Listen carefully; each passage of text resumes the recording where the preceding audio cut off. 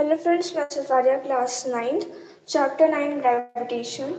We have learned about the motion of object and force as a cause of motion. We have learned that a force is needed to change the speed of the direction of motion of an object. We always observe that an object dropped from a height falling towards the earth. We know that all the planets go around the sun. The moon goes around the earth. In all this case, there must be some force acting on the object, the planets, and on the moon. Isaac Newton could grasp some force is responsible for all this. This force is called the gravitational force. In this chapter, we shall learn about the gravitation and the universal law of gravitation. We shall discuss the motion of an object under the influence of gravitational force on the earth. We shall study how the weight of a body varies from place to place. We shall also discuss the condition for object to float in liquid.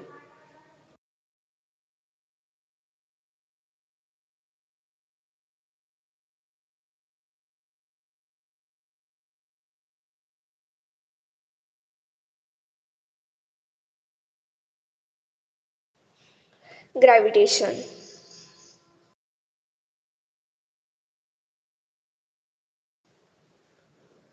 We know that the moon goes around the earth. An object when thrown upward reaches a certain height and then falls downwards. It is said that when Newton was sitting under a tree, an apple fell on him. The fall of an apple made Newton start thinking. He thought that if the earth can attract an apple, can it not attract the moon? If the force the same in the both cases, he conjectured that the same type of force is responsible in both the cases. He argued that at each point of its orbit, the moon falls towards the earth instead of going off in the straight line. So it must be attracted by the earth. But we do not really see the moon falling towards the earth. Next.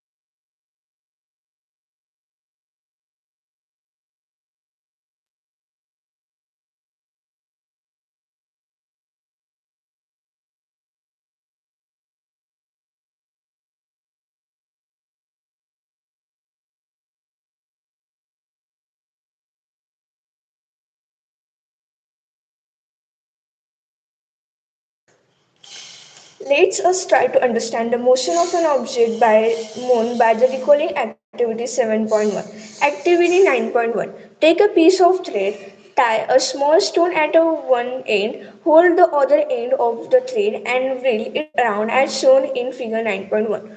Note the motion of the stone, realize the thread. Again note the direction of motion of the stone. In figure 9.1, a stone describes a circular path with a velocity of constant magnitude. Before the thread is released, the stone moves a circular path with a certain speed and changes direction at every point. The change in direction involves change in velocity or acceleration. The force that causes its acceleration and keeps the body moving along the circular path is acting towards the center. This force is called the centripetal, means center sticking force. Next.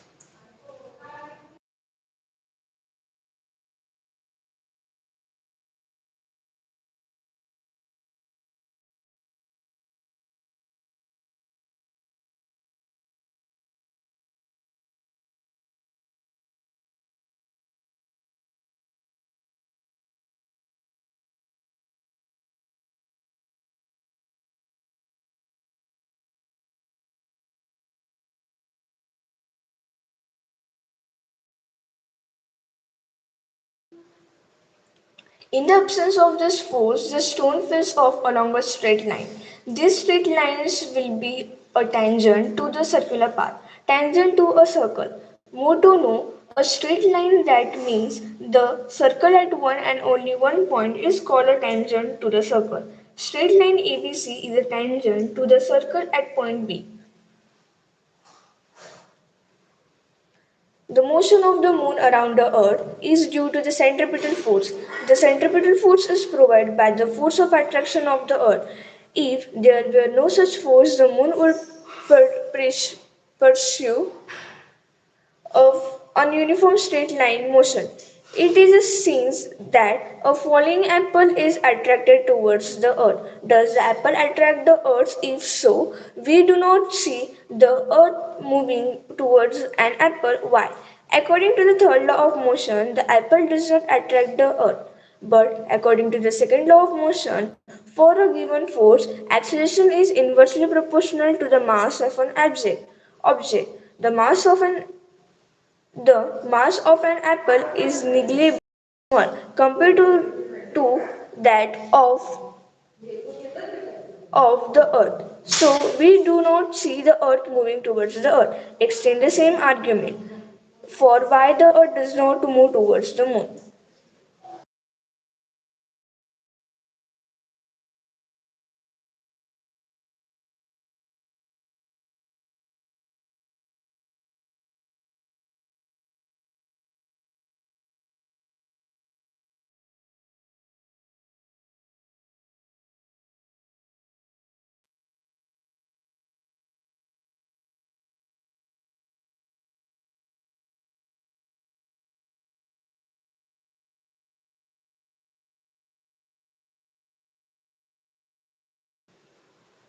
In our solar system, all the planets go around the sun. By arguing the same way, we can say that there exists a force between the sun and the planet. From the above fact, Newton concludes that not only does the earth attract an apple and the moon, but all objects in the universe attract each other. This force of attraction between objects is called the gravitational force.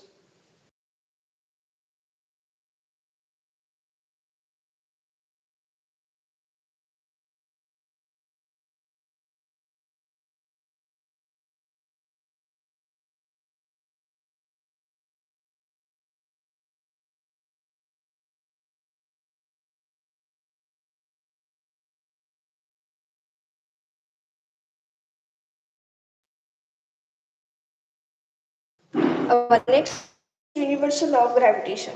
Every object in the universe attracts each other object with a force which is proportional to the product of their mass and inversely proportional to the square of the distance between them. The force is along the line joining the centers of two objects. In figure 9.2, the gravitational force between two uniform objects is directed along the line joining their center. Let two objects A and B of mass m and m lie at a distance d from each other as shown in figure 9. Let the force of attraction between two objects be F. According to the universal law of gravitation, the force between two objects is directly proportional to the product of their mass. That is, F is directly proportional to m multiply m. And the force between two objects is inversely proportional to the square of the distance between them. That is, force directly proportional to the m upon d square. Combining equation Combining equation 10.1 and 10.2, we get force is directly proportional to the m multiply m upon d square, or F is equal to G is equal G m multiply m upon d square, where G is constant for proportionality and it's called universal constant, gravitational constant. By multiplying crosswise, equation 9.4 gives F multiplied d square is equal to Gm multiply m. Next.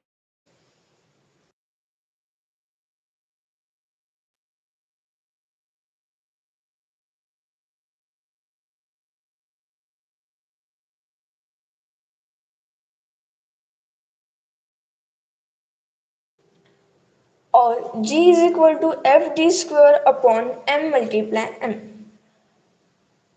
The SI unit of G can be obtained by substituting the unit of force, distance and mass in equation 9.5 as Newton m square kg per kg square. Henry in 1731 to 1810, by using the sensitive balance, they accepted the value of G is 6.673 multiplied by 10 raised to negative 11 Newton meter square per kg square. We know that there exists a force attraction between any two objects. Compute the value of these force between you and your friend sitting close by. Conclude how you not experience this force.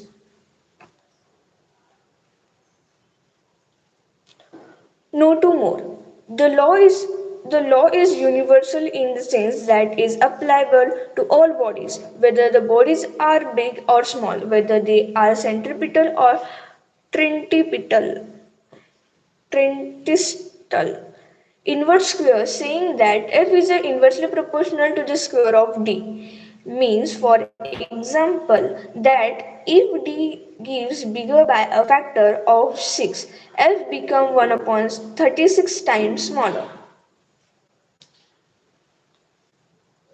In example 9.1, the mass of an object is 6 multiplied 10 raised to 24 kg and that of the moon is 7.4 multiplied 10 raised to 22 kg. If the distance between the earth and the moon is 3.84 multiplied 10 raised to 5 km, calculate the force exerted by the earth on the moon.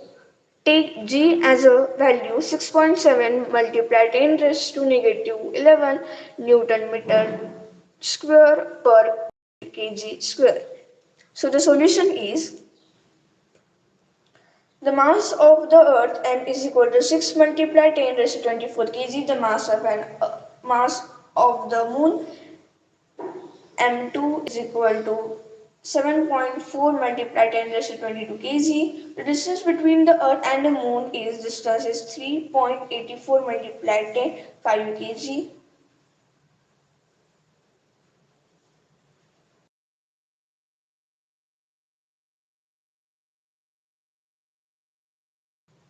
The distance between the earth and the moon is 3.84 multiplied 10 raised to 5 kilometer. So convert kilometer into meter. So 3.84 multiplied 10 raised to 5 multiplied by 1000 meter. So so the distance between the earth and the moon will be 3.84 multiplied 10 raised to 8 meter. Gravitational is equal to Gravity is equal to 6.7 multiplied 10 raised to negative 11 Newton meter square per kg square. Next,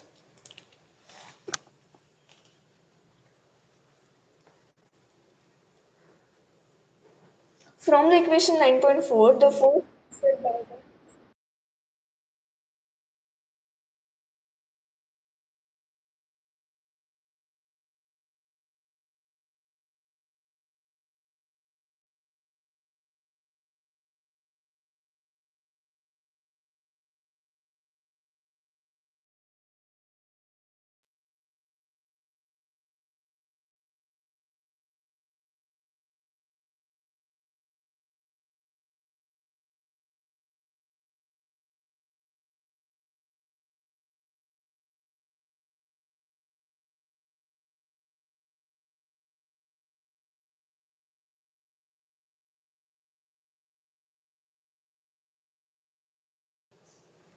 from equation 9.4, the force exerted by the earth on the moon is F is equal to G m1 multiply m2 upon d square.